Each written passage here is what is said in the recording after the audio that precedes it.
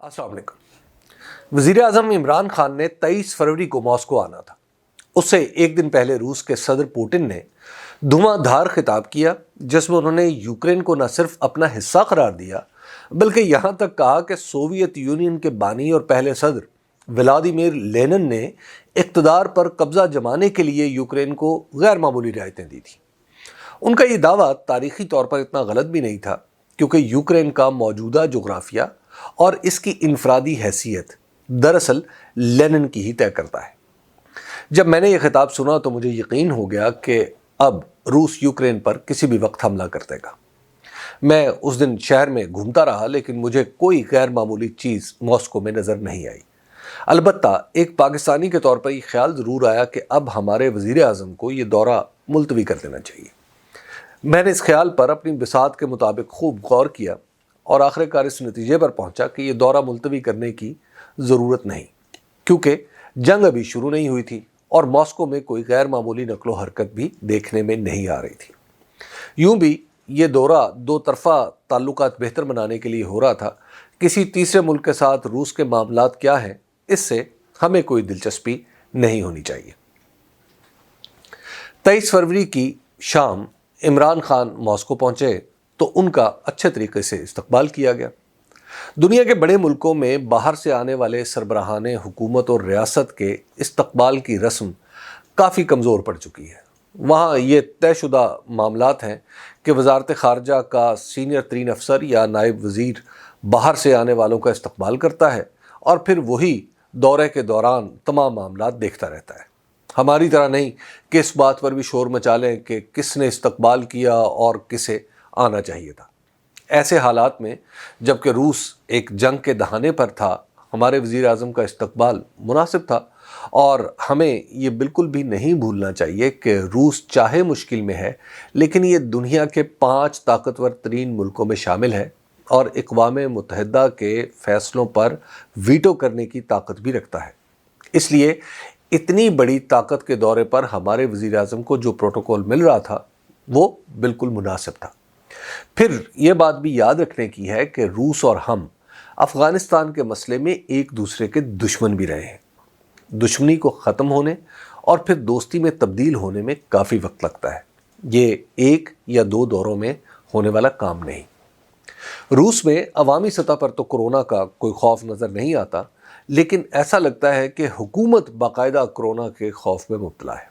वज़ीर आज़म और उनके वफ़द के लिए ये इंतज़ाम किया गया था कि वो जहाज़ से उतरें, सीधे अपने होटल पहुँचे और फिर सदर पुतिन को मिलने से पहले किसी दूसरे से ना मिलें। अगली सुबह यानी 24 फरवरी को सदर पुतिन से मिलने से पहले उन्हें सिर्फ गुमनाम सिपाहियों की यादगार पर फूल चढ़ाना थे। होटल से ये यादगार चंद कदम के फासले पर है और इसके साथ ही सदारती महल है, यानी वज़ीर आज़म की बुनियादी मसरूफियात सिर्फ यही 2 थी। पुतिन से मिलने के बाद उन्हें रूस के नायब वज़ीर आज़म से मिलना था। सदर पुतिन से उनकी मुलाकात 1 की बजाय 3 घंटे तक चली गई और वज़ीर आज़म हमसे भी ना मिल सके। 24 फरवरी की सुबह जो पहली खबर कान में पड़ी वो यूक्रेन पर रूस के हमले की थी। अगर देखा जाए तो ये एक सफारती ज़्यादती थी जो पाकिस्तान के साथ की गई। ज़ाहिर है इस हमले की तैयारी पहले से की गई होगी, दिन का इंतखाब भी पहले कर लिया गया होगा, लेकिन सफारती ज़राए से रूस इस दौरे को मुलतवी करने की दरख्वास्त कर सकता था। हमारे वज़ीर आज़म की मौजूदगी में किसी दूसरे मुल्क पर हमला कर देना सफारती तारीख़ की अजीब व गरीब मिसाल है और हमारी बदकिस्मती कि हम इसका निशाना बन गए। जब ये हमला हो गया तो मैं मुतहर्रिक हुआ कि शायद इतने बड़े सफारती ज़लज़ले के बाद पाकिस्तानी वफ़द कहीं वापस जाने की ना सोच लें। मुझे पता चला कि इस पर गौर किया गया, लेकिन इस तरह के इक़दाम का नतीजा ये होता कि रूस के साथ मामला तवील अरसे के लिए दोबारा बिगड़ जाते, जबकि अफ़गानिस्तान में हमें रूस की फ़ौरी हमायत चाहिए थी। दूसरी तरफ इस दौरे को प्रोग्राम के मुताबिक आगे बढ़ाया जाता तो ये ख़तरा था कि हमें भी रूसी जारहियत का हामी न तस्वुर कर लिया जाए। ये एक मुश्किल सूरत हाल थी। वापस जाते तो मुसीबत, दौरा आगे बढ़ाते तो भी मुसीबत।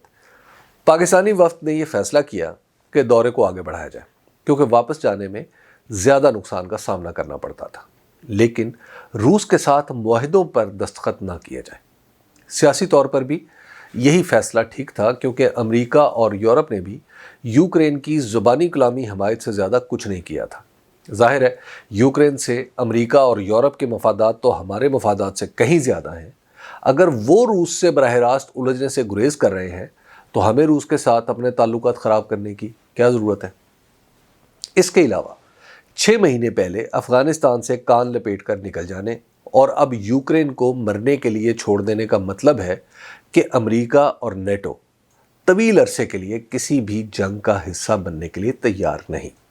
اس لیے بدلے ہوئے حالات میں ہمیں بھی کسی خوف کا شکار ہوئے بغیر اپنے مفادات کی حفاظت کرنی چاہیے۔ پروگرام کے مطابق دورے کو آگے بڑھانے کے فیصلے نے روسی حکومت کے دل جیت لیے تھے، ورنہ اس سے پہلے روسی حکومت کو پریشانی لاحق تھی کہ پاکستانی وفد اس صورتحال میں صدر پوٹن سے ملاقات کے بغیر ہی واپس نہ چلا جائے۔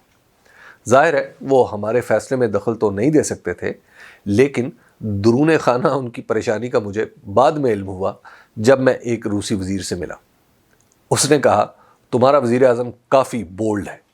میں نے وجہ پوچھی تو اس نے کہا تمہارے وزیر اعظم نے آج کے دن گمنام سپاہیوں کی یادگار پر پھول رکھ کے ہمارے دل جیت لیے۔ اس کی بات سن کر مجھے لگا کہ اب روس لمبے عرصے تک پاکستان کا یہ احسان بھلا نہیں سکے گا۔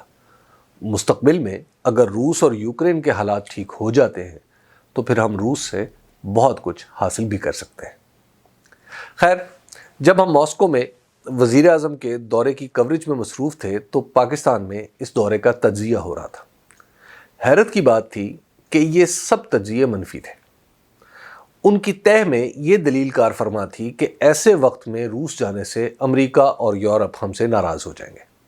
یہ کسی حد تک درست ہے، لیکن بنیادی سوال تو یہ ہے کہ کیا مغرب کے لیے یعنی امریکہ اور یورپ کے لیے ہماری حیثیت جاپان، جنوبی کوریا اور جرمنی کی طرح مستقل شراکت دار والی ہے یا ان سے مختلف؟ مغرب کا رویہ بتاتا ہے کہ اس نے ہمیں اپنا مستقل شراکت دار کبھی نہیں سمجھا، کام پڑا تو نکال لیا، اس کے بعد منہ پھیر لیا۔ اب حالات بدل چکے ہیں۔ اس کی وجہ یہ ہے کہ مستقبل قریب میں مغرب کو پاکستان کے ساتھ کوئی بڑا کام پڑنے والا نہیں۔ پھر ہمارے اپنے مفادات اب وسطی ایشیا سے منسلک ہو چکے ہیں، جہاں روس اور چین کے تعاون کے بغیر آگے بڑھنا مشکل ہے۔ اس تعاون کی ایک چھوٹی سی مثال ازبکستان کے صدر کا دورہ اور ازبکستان کے ساتھ ہونے والے کئی معاہدے ہیں۔ اگر وزیر اعظم روس کا دورہ نہ کرتے تو شاید ازبکستان کے ساتھ ہمارے تعلقات بھی اتنی تیزی سے آگے نہ بڑھ پاتے۔ اس لیے اگر وزیر اعظم کے دورہ ماسکو کا حساب کرنا ہے تو یہ بدلے ہوئے حقائق کے پیمانے پر ہوگا، پرانی دلیلوں سے نہیں۔ دنیا خبر کی دنیا